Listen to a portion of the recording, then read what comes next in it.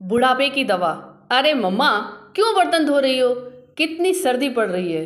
फिर से बीमार हो जाओगी तुम। नहीं बेटा, तुम्हें तो पता है ना, मैं तो पुराने ज़माने की हूँ और इस हिसाब से रसोई में रात को झूठे बर्तन छोड़ना अच्छी बात नहीं है। कहकर मालती जी हंसने लगी। कितना भी कह लो आपको, पता नहीं क्यों माँ, आप मानती ही नहीं हो। मैं कह रही हूँ ना, बर्तन धो दूँगी। आप जाओ, पापा के पास बैठो और आराम करो। मैं अपने आप सब काम कर लूँगी। यह कहकर राशि ने अपनी माँ मालती को प्यार से धकेलते हुए कमरे में भेज दिया। राशि ने फटाफट सारे बर्तन धो दिए, माँ के लिए दूध गर्म किया और उनके कमरे में लेकर पहुँच गई। माँ को गर्मा गर्म दूध देकर राशि अपने हाथों से माँ के सूजे हुए पैरों में गर्म तेल लगाकर मालिश की और माँ को रजाई उड़ाकर अपने कमरे में सोने के लिए आ गई। मालती जी के मुंह से राशि के लिए दुआएं निकल रही थी। उन्हें घटिया बाई की बीमारी थी, सो आए दिन जोड़ों में दर्द से वे परेशान रहा करती थी। मालती जी उस जमाने की थी जब परिवार बड़े और संयुक्त हुआ करते थे, सो उन्हें इस बढ़ती उम्र के पड़ाव पर यूं अकेला रहना अच्छा न लगता। वो चाहती थी हमेशा कोई ना कोई उनके आसपास रहे, जिससे उनका समय आराम से कट जाए।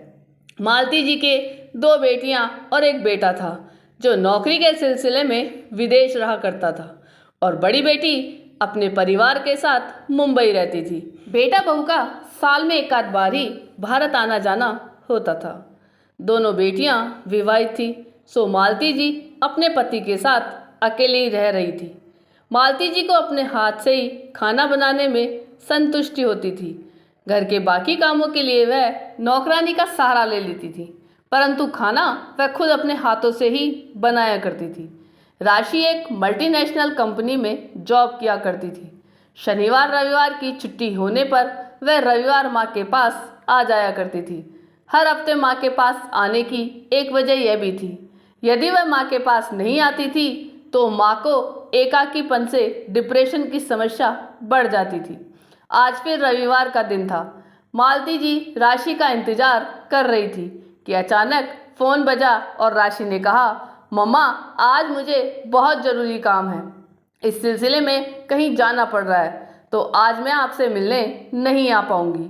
आज मालती जी ने राशि की मनपसंद खीर बनाई थी, तो उसके घर ना आ पाने की आज सुनकर वे निराश हो गई थी। कुछ ही पल बाद मालती जी ने सोचा, क्यों ना मैं ही राशि के यहाँ आऊँ, और काफ़ी समय से समधन जी से भी मुलाकात भी तो नहीं हुई है। यह सोचकर मालती जी ने राशि के घर जाने की तैयारी कर ली। मालती जी ने सबके लिए खीर पैक की और राशि के घर पहुंच गई। वहां पहुंचकर उन्होंने राशि के घर की डोरबेल बजाई, तो दरवाज़ा खोलने के लिए राशि की सास गेट पर आई।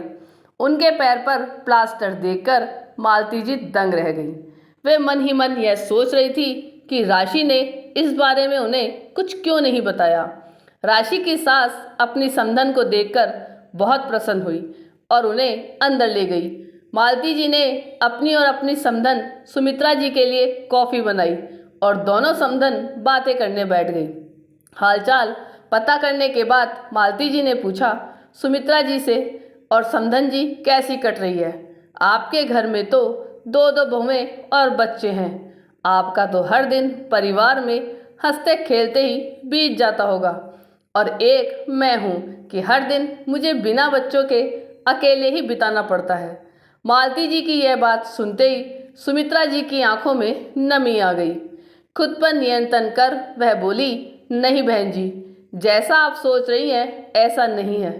दोनों बहुएं कामकाजी हैं। उन्हें तो सिर्फ शनिवार और रविवार की छुट्टी मिलती है, और उस दिन वह अपने अपने मायके चली जाती है। रही बच्चों की बात, तो वे अपनी पढ़ाई में व्यस्त रहते हैं। इस उम्र में हम सभी बूढ़ों लोगों को अकेले ही जीवन काटना है। यह कहकर सुमित्रा जी ने लंबी सी आह भरी। इतने ही घर की घंटी बजी और सुमित्रा जी की पड़ोसन आकर सुमित्रा जी के पास बैठ गईं। बातों ही बातों में पता चला कि सुमित्रा जी की पड़ोसन उनकी सहेली है, और दोनों सहेलियां रोज शाम एक साथ बैठकर कुछ गपशप कर लेती है। तथा इसी प्रकार उन दोनों सहेलियों का समय व्यतीत हो जाता है। आज मालती जी को महसूस हुआ कि वे राशि को हर हफ्ते अपने पास बुलाकर उसके परिवार पर कितना अन्याय कर रही है। उन्हें एहसास हो गया कि यह जरूरी नहीं है कि जो लोग अपने बच्चों से अलग रह रहे हैं सिर्फ वही एकाकी जीवन जी रहे हैं, बल्कि आजकल अधिकतर परिवारों की जिंदगी ऐसे ही व्यतीत हो रही है। आजकल बहुएं कामकाजी होती हैं, सो उनका बहुत सा समय ऑफिस में बीत जाता है और फिर बच्चे भी स्कूल, ट्यूशन और अतिरिक्त गतिविधियों के चलते दादा दादी के साथ समय नहीं बिता पाते हैं। मालती जी को सारी बात समझ आ चुकी थी। जिस दर्द से वे गुजर रही थी वह तो आजकल बुढ़ापे में सबका ही दर्द बन चुका है। तो आज से मालती जी मन में यह ठान लिया कि वह राशि को हर हफ्ते अपने पास बुलाकर उसे परेशान नहीं करेगी। आज इस बात को 3 महीने बीत चुके हैं। अपना एकाकीपन दूर करने के लिए उन्होंने सुमित्रा जी के साथ मिलकर एक ग्रुप बना लिया है। उन सब ने योगा, मेडिटेशन और कुछ सामाजिक सेवा के कार्य इत्यादि करने के साथ साथ मंदिरों में होने वाले धार्मिक आयोजनों में भी हिस्सा लेना शुरू कर दिया है।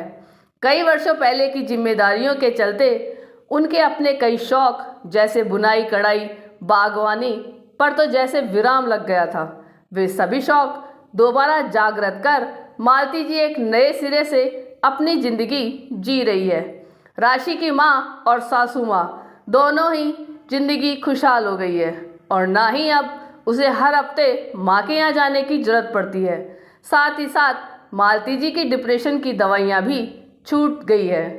आपको ये कहानी कैसी लगी यह कमेंट करके ज़रूर बताइएगा। चैनल पे नए हो तो सब्सक्राइब जरूर कीजिएगा और वीडियो को लाइक और शेयर कीजिएगा। धन्यवाद।